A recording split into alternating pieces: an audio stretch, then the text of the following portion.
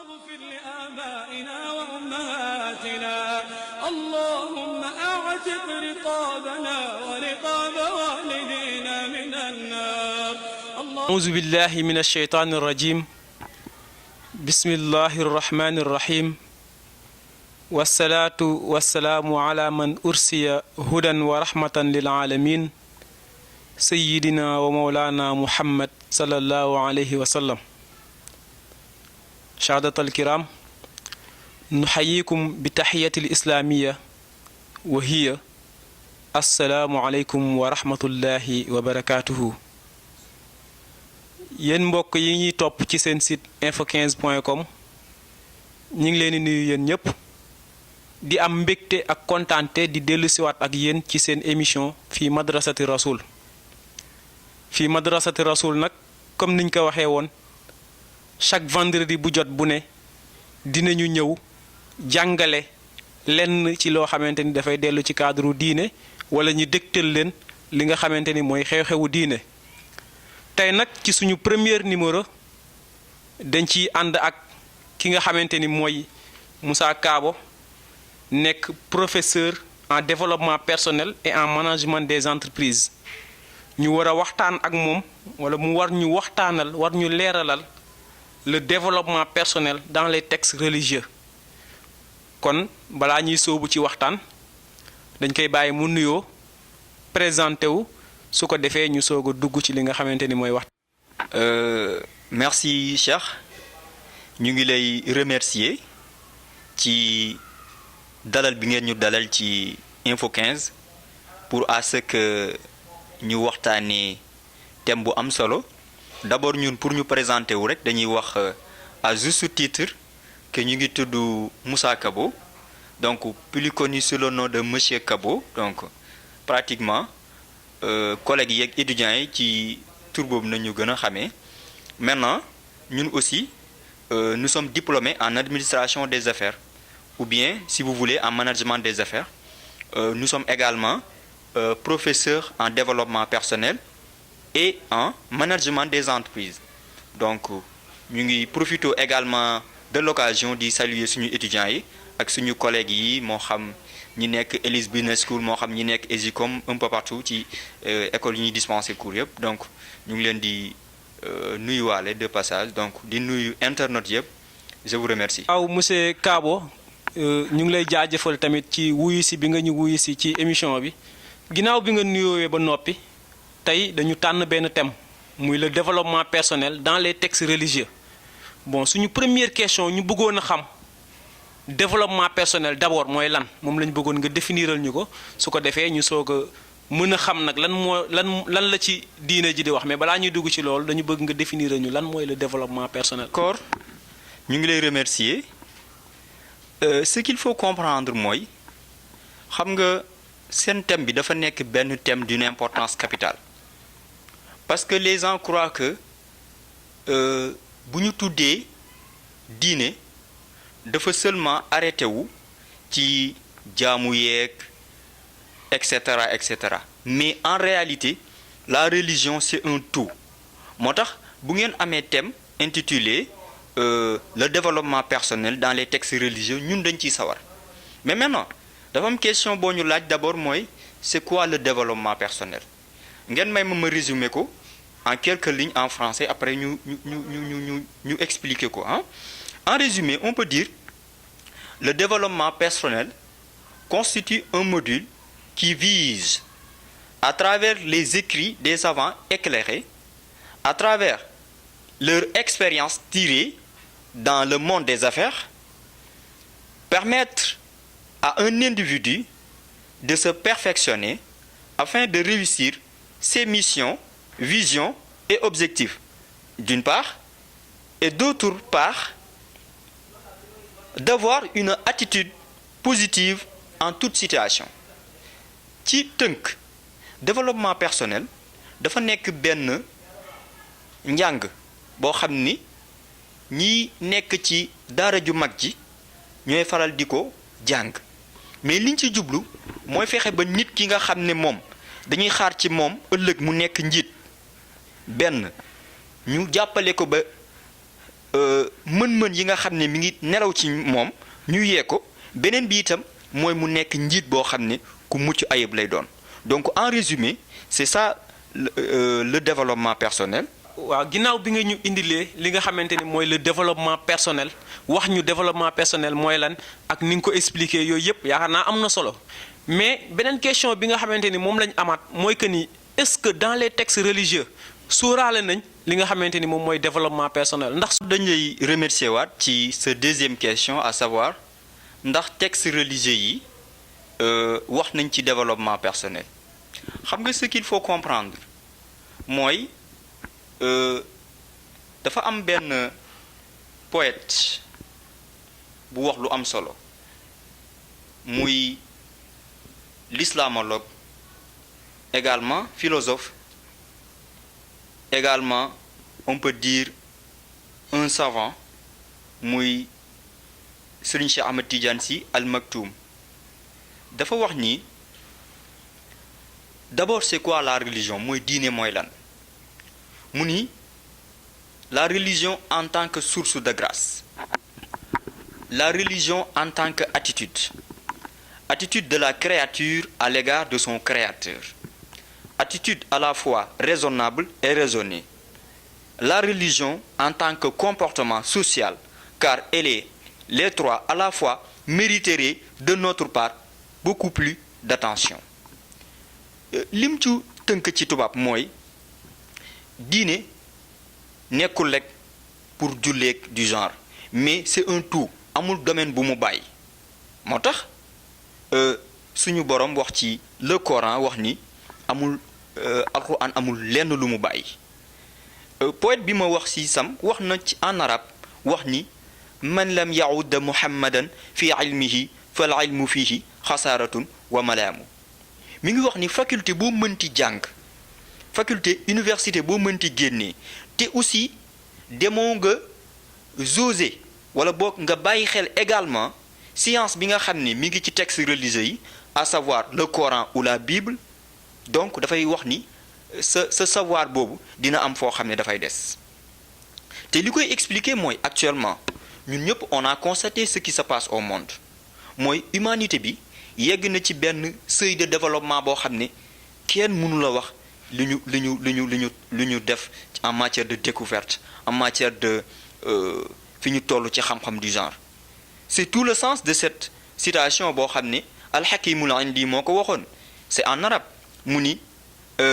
antum tatiruna fil jawwi ka tuyur wa tasbahuna fil bahri kal asmak mais problème bi mooy walimaza zahara al fasada fil barri wal bahr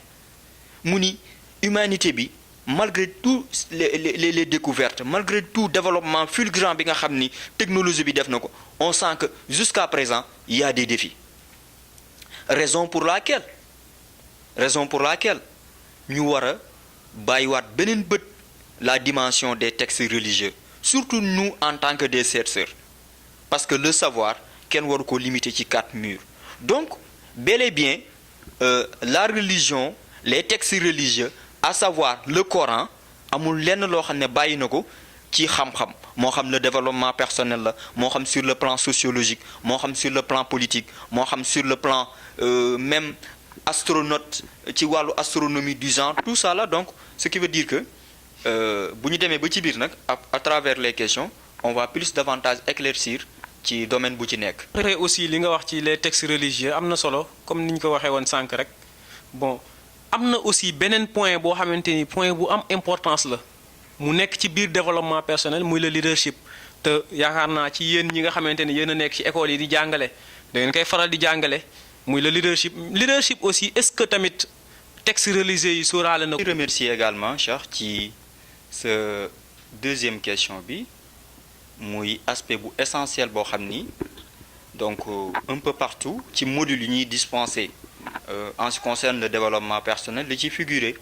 muy le leadership nag bu ñu ko waxee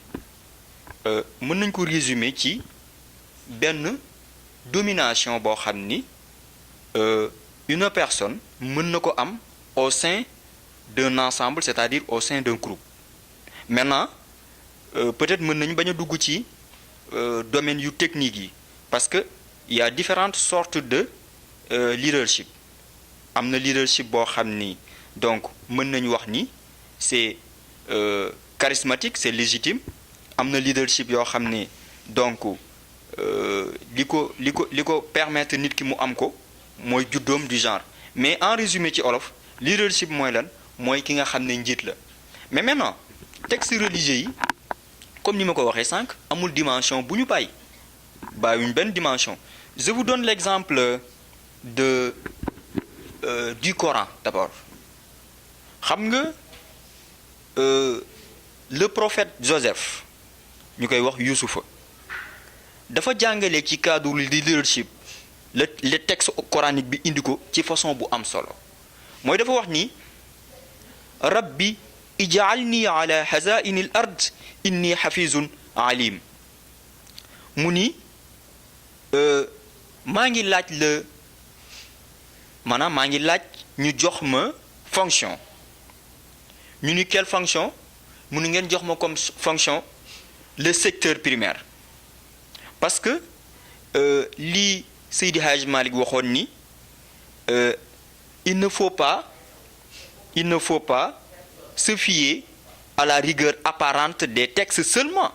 mais aussi il faut essayer de creuser, d'approfondir ce que dit le texte. mais boo xoolee li mu jiital balaa muy laajte fonction boobu dafa ni inni hafizun alim, dafa ni je suis sérieux et compétent. mu nekk deux aspects yoo xam ni war nañ ko gën a bàyyi xel ci cadre leadership. parce que un leader su fekkee ni yow tu n'es pas sérieux, tu as beau être compétent mais lépp loo yor rek du dox. c'est le cas actuellement ce qui se passe. tey jii da ngay dégg surtout ñun ñi nekk dans les pays africains ñu ni la un tel ministre ou bien un tel président ou bien du genre, un tel DG a détourné tant de milliards. Certes, il a des compétences jusqu'à être DG ou ministre ou président, mais malheureusement, il n'est pas sérieux. Donc, nga gis ni foofu c'est une leçon capitale. Donc, képp koo xam ne leader nga yaa ngi chercher à avoir quelque chose, il faut que d'abord ces deux éléments yoo xam ne le prophète Joseph jàngale na ko nga def ko. Également ci leadership ba tey xam nga wax naa sànq ni leadership dafa am benn style de management boo xam ne war nga ko am ci bépp organisation boo jiite wala groupe de personnes boo jiite. mais maintenant toujours dans le Coran le prophète sallallahu alayhi wa sallam Muhammad sallallahu alayhi wa sallam donc am na enseignement yoo xam ni suñu borom à travers le Coran cité na ko mooy bi mu koy wax ni fa bima rahmatin min allahi linta lahum walaw kunta fazzan aliza alqalbi lan faddu min hawlik fa'fu anhum wastaghfir lahum wa shawirhum fil amr fa iza azamta fatawakkal ala allah inna allaha yuhibbu mutawakkilin. donc bi ci njëkk ci méthode leadership am dafa ni ko fa bima rahmatin min allahi linta lahum baatu rahma ñëw mooy un leader da nga war a yërëm ñi nga nekkal. tu dois être maanaam da nga war a am benn ñeewante par rapport ak ñi ngay kii allayi ni tam dina ci ñëw muy da nga war a nooy fa bima rahmatin min allahi linta lahum walaw kunta fazan alizal qalbi lan fadu min hawlika fa'fu anhum. un leader aussi à travers enseignement wu prophète bi un leader dafa war a nekk koo xam ne tey jii dafay def lu ñoo tuddee échange. moo tax Seydi Hadj Malick Sy radiyallahu ta'ala anhu nekk boroom xam-xam yàlla na yàlla yokku leeram aussi bi nga xam ni Lamine Gueye ñëw na ci moom di ko laaj ay conseil mu ni ko conseil yi ma lay jox mooy bul ko sañ yow dong bul ko xam yow dong bul ko mën yow dong. donc pour wax ni képp kuy leader rek ak ñi ngi ko sékkal war nga fexe di diisoog ñoom ba nga xam ni vous allez être au même pied d'égalité. beneen bi aussi mooy tudd na al azm mooy boo dogoo gis nga dogu boobu dama naan l'ensemble des leaders africains en particulier les présidents war nañu gën a bàyyi xel dimension boobu noonu muy dimension taxawaay bi parce que malheureusement on sent que vis-à-vis de leurs collègues présidents qui sont au niveau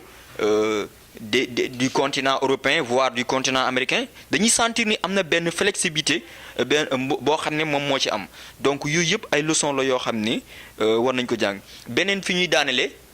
comme temps bi mayuñu ko mooy la responsabilité bi nga xam ni moo nekk ci loosu ki nga xam ni c'est un leader moo tax le prophète sallallahu alayhi wa sallam sayyidina Muhammad sallallahu alayhi wa sallam wax ci benn xadis ni kullukum ra'in wa kullukum mash'ulun an ra'iyatihi waaw ne fal imaamu ra'in wa huwa mash'ulun an ra'iyatihi mais nañu arrêté wu ci baatu imaam boobu yonent bi dafa wax ni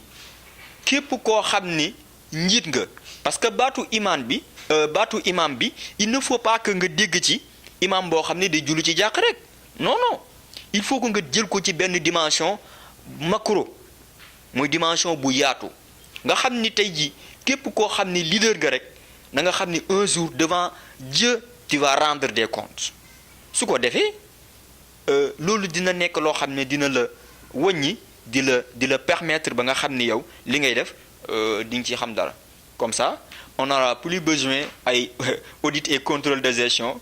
donc yooyu yëpp donc du ko fi jarati parce que ku ci nekk yow tu sentiras que am na aspect bu lay xaar.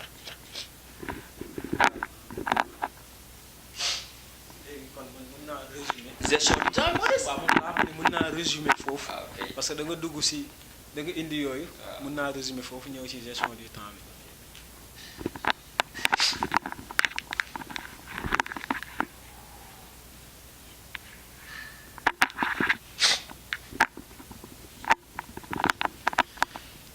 waaw monsieur Kabo dañ lay remercier ñiy fàttali tamit mbokk téléspectateurs yi ni yéen a ngi ci seen site info15.com ñu ngi ak yéen ba tey ci seen émission fii madrasati rasul ajjuma bu ne ñi leen koy dégtal mu mel ni li suñu professeur wax am na solo trop leer na aussi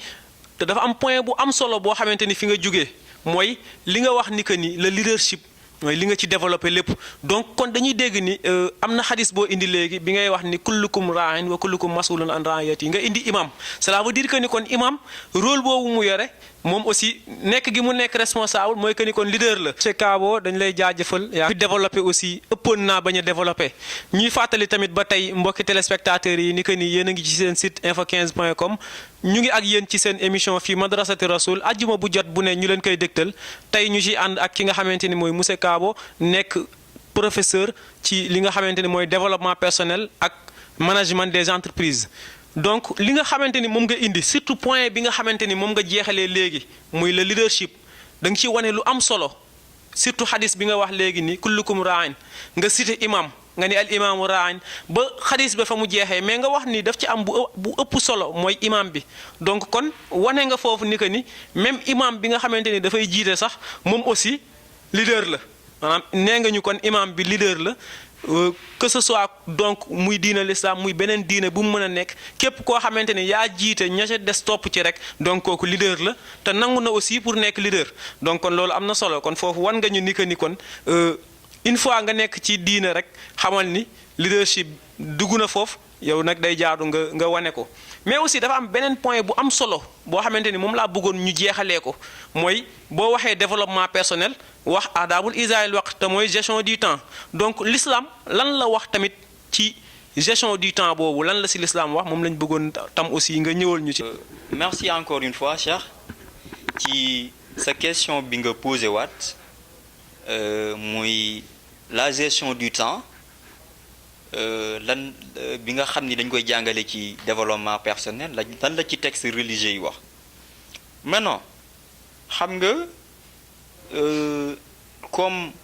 sur le plan religieux nañu nekk du soxla ñu indi yeneen yi parce que y a eu au niveau des occidentaux les scientifiques les savants qui ont écrit dans ce domaine mais maintenant wax naa sànq ni texte religieux yi ñun en tant que des chercheurs biñ ci sooboo gis nañ ni pratiquement amul domaine bu mu bàyyi tey jii boo seetloo ci menn la gestion du temps dafa am benn xadis prophétique boo xam ni bu yent bi saa sallam mu wax ni ni'mataani ma'bunun fihima kasirun min an-nas as-siqa wal fara mu ni dafa am ñaari wërsëg wala ñaari may yoo xam ni yàlla suñu borom subhanahu wa taala may na ko humanité bi. ñu laaj le prophète sallallahu alayhi wa sallam mooy ban ak ban mu ni wér-gu-yaram ak temps. mais wér-gu-yaram bi peut-être mën nañ ci dem après ci yii di ñëw, mais la temps bi d'abord. kon nga yëg ni temps d'abord c'est un bien. Américains yi sax dañuy wax ni time is money. mais bu ñu jàngee xadis bi dañuy yëg ni donc time is the moment of life. mooy le temps c'est le moment de la vie. donc dafa nekk aspect boo xam ni dañ ko war a capacité, c'est-à-dire dañ ci war a utiliser pour xam ni temps du pour temps dafa nekk lu sacré yoo xam ne c'est à ne pas négliger. donc daf ñuy permettre ñu kii. beneen bi aussi mooy am na benn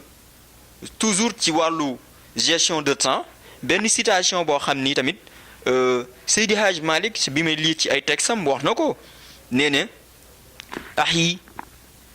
fajtahid fil yawmi wal amsu faitu wa fi gaddina ya zalwana la ghuyubu. nee na o frérot mu ni yow sama mbokk mu ni na nga góorgóorlu ci bisu tey bi mu ni parce que démba weesu na te ëllëg kumpa la. donc ce qui veut dire que ñun dañoo war a def yitte ba suñu temps boobu ñu def ci de bonnes choses, suñu temps boobu ñu utiliser ko à apprendre, suñu temps boobu ñu utiliser ko à travailler.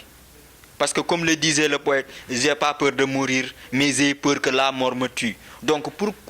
que la mort ne te tue pas, il va falloir que nga def fi dara. Parce que tey jii bu ñu xoolee Malcolm X ba tey ñu ngi koy tudd I have a dream ba tey ñu ngi koy tudd ñeneen ñoom ñëpp ñu ngi leen di tudd tey. Pourquoi? Parce que ils ont mis